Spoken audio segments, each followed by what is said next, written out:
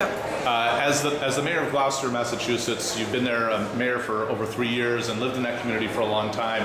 What has been the economic impact of catch shares since it's been implemented in Gloucester? Well, there's a ripple effect. We're mostly small commercial boats, and every single one of them is a small business. So when we lose one boat, we lose that small business, we lose the employees, we lose the impact that they have on the shoreside services as well. And so there's that ripple effect within just the basic profile of the community made up of vibrant small businesses and their employees. The second impact is impact on the infrastructure. We're a major commercial port, so we have a marine railways, we have an ice house, we have fuel depots that are shoreside. And these businesses, as their customers fall away because those small businesses have gone out of business, the infrastructure of the port becomes in jeopardy. Right. I think it was clear in the hearing today that the folks who can survive under this management scheme are the ones that have had a large allocation given to them. Right. Some of the smaller boats in Gloucester, they participated in the rebuilding over the last 15 years. So they may have switched gear types, or they may have, begged off certain fisheries and gone into others. And so they have no history, therefore they have no allocation. So the very people who built back the fishery are being punished under this scheme. And so it rewards the biggest. It's an attempt to consolidate, which is simpler to manage if you're the federal government. They'd rather have 5 boats managed than 100 small, independent, businessmen. And that was witnessed with the senator from Alaska mentioned that it's working all in Alaska now, but he also mentioned that originally they had 5,000 boats and now they're down to 2,500. So it's working once all these other fishermen have gone out of business, it appears. Exactly, and I think that's, there's a lot of analogies that can be made to the American farm and the loss of the family farm. And that's what's at stake here in our coastal communities, is the loss of the family business that has been fishing for generations. And that is the lifeblood of, and small business is the lifeblood of America. I mean, we all understand that small business is the #1 employer in our country. So it is, it's anti-American in many ways, the regulatory scheme that has been put forth by the federal government. Let me ask you another question too, in terms of just the concept of catch shares, because the right to fish under catch shares is actually allocated or given to certain fishermen.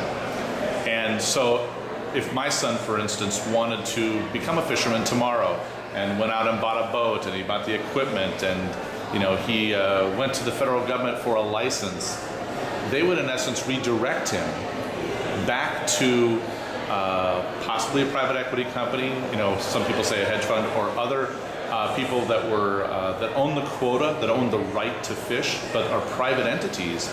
And so there's this layer in between anybody starting a fishing business and actually, and actually going into the business. What do you think about the actual right of the fish the right to fish being given to a select few? Well, are you okay with that? Are you comfortable with that? Well, that's a complicated question. I mean, the government will tell you, well, there's the common pool, and so you don't have to go through the sector system. But if that's your son, he is never going to make enough money in the common pool to gain entry into the business. Won't be able to buy a boat, won't be able to buy, the necessary, items that he needs to have a successful business. On the catch share side of it, and the leasing of quota, they're barriers to entry. It is a barrier to entry if you want to become a commercial fisherman, to have to secure that quota by the holder of the quota, which is all going to be driven by market forces. And by the way, the government is controlling the supply and demand, which is an artificial either inflator or depressor of the cost of accessing that quota. Again, it's just not American. It's not an American way to do business. The oceans are public trust, and people have the right to have access to the public resource. Yes, it has to be regulated. Nobody wants to go back to the days of overfishing.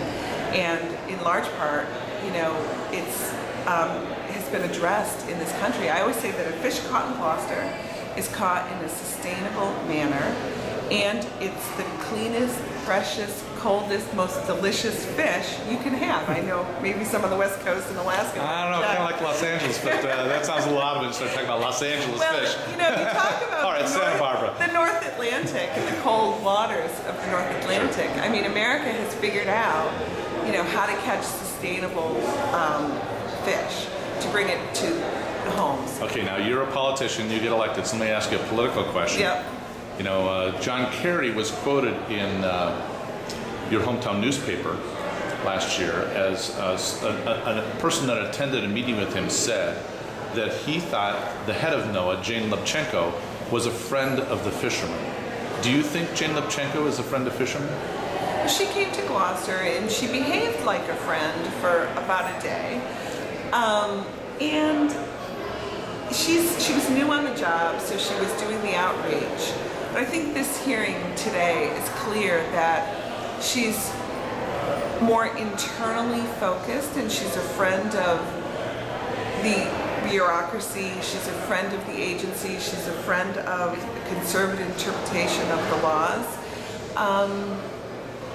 On the West Coast, there are areas, for instance, in Morro Bay and other areas up and down the coast of California where environmental groups have actually bought up a significant amount of catch shares and control it themselves, sometimes to just limit the fishing themselves as well as to control how it's affected. Do you see any of that right now around your community in terms of where the catch share is resulting? Each of these fishermen were allotted catch shares. Are they selling them off, and are environmental groups, EDF aligned kind of groups coming in and capturing some of these shares? Well, that's a fear. That's a very real fear. It's happened on the West Coast. Absolutely, and that's what we're fearful here. And this is where the science is so important, because in a multi-species fishery, and it came up today a little bit, the dogfish. If you just call off all the harvesting, then some of the more predatory species take over, and you'll end up with an ocean full of dogfish and, other species that aren't balanced in a because you're artificially taking away the management scheme by just doing no fishing whatsoever. I mean, there has to be some controlled harvesting in order to balance out the ecosystem. Do you think it sounds like this is a bipartisan issue? Clearly, you've got Barney Frank, Scott Brown, and this is not one side or the other. Absolutely. Do you feel full support from Senator Brown, John Kerry, Tierney, Barney Frank? I mean, those people seem to be starting to get it. Yeah, absolutely. This hearing today, I was in the hearing and I was able to access my phone. I had a photo. It's up on my Facebook page, and I said, this is a sight to see. U.S. Senator Kerry, Democrat, U.S. Senator Scott Brown, Republican, the senator from Alaska, and 3 congressmen, all fighting on behalf of coastal communities. So if both parties get this, if the political parties and their members get this, why doesn't the Obama administration, through their Secretary of is it Commerce, I believe, right, and Jane Lubchenco get it? Well, I think there's 2 issues when you look at changing the laws through the Congress. The heartland. How much does the heartland understand about the issues facing coastal communities? So there's a huge learning curve to bring congressmen and senators up to speed on an issue that doesn't impact their state, because they don't deal with this type of a particular issue.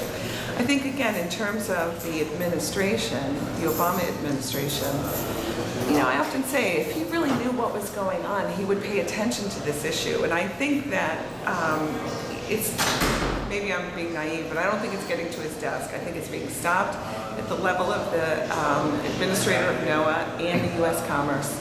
secretary. There's a new commerce secretary who's got to come up to speed, and so there's going to be a time delay.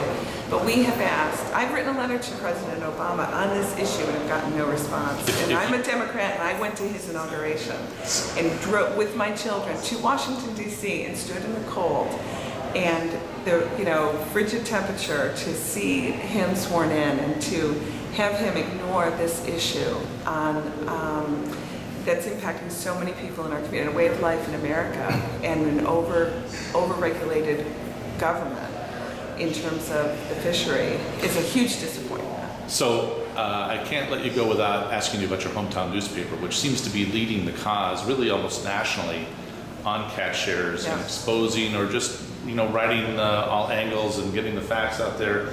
Mr. Gaines, I believe is his name, is the writer who seems to be the one who's honed on this so successfully, as well as Mr. Lamont, the editor, has done some great editorial pieces as well. Does that make you proud of your hometown paper? It's amazing. Gloucester Daily Times has a proud tradition of facing head-on challenges, and we're over 400-year-olds as a community. The newspaper's been around for over 100 years. But Richard Gaines he won't let it go. It hits him right here. And the newspapers, in shrinking resources, has allowed him to be devoted to this story. And the explosion of the story is because of Google News alerts and the internet, and it's just taken on rapid fire, and it's very, very complicated to understand. And so more than anything, the persistence of the story has allowed the message to be understood by many, many more people than was ever possible previously. Getting to that mainstream consumer of seafood, and to understand that 80% of our seafood is really imported, and it doesn't meet the quality standards of the fish that's caught off the coast of Gloucester or the coast of Alaska. And so Richard Gaines single-handedly really could be changing the world when it comes to this natural resource.